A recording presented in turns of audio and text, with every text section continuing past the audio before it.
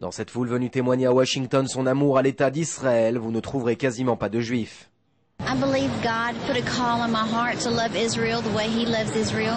The Jews gave us our Bible, gave us our Messiah, gave us our life. Ils sont 50 millions aux États-Unis aujourd'hui à aimer sans limite Israël et ils le montrent parfois de manière tout à fait surprenante.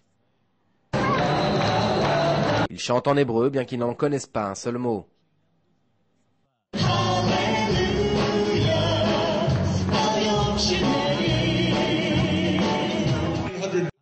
Le chef spirituel des chrétiens américains pour Israël est le très charismatique révérend John Hagee.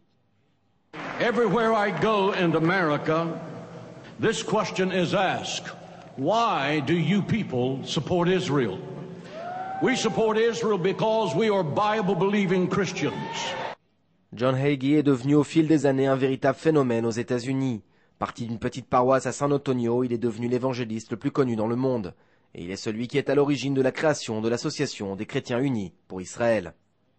Of all people groups in the world, God chose the Jews to bless and to favor. It's not coincidental that of all people groups in the world that are hated the most, it would be the very people that God loves. I'm here to learn how I can support them better and love them better. Hagee dirige son organisation et ses militants d'une main de fer.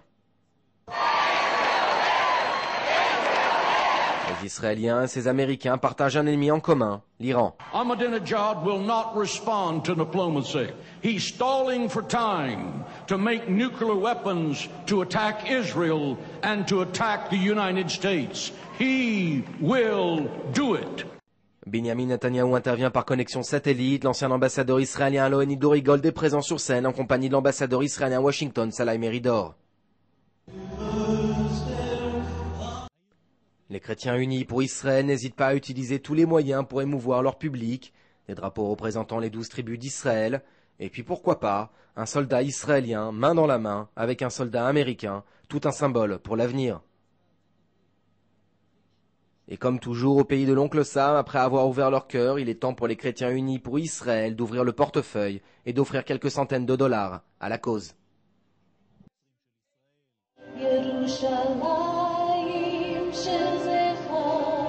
Et avant de se séparer, les chrétiens pour Israël entonnent Yerushalayim Shel Zahav, l'hymne de Jérusalem qui pour eux se doit de rester unis à jamais.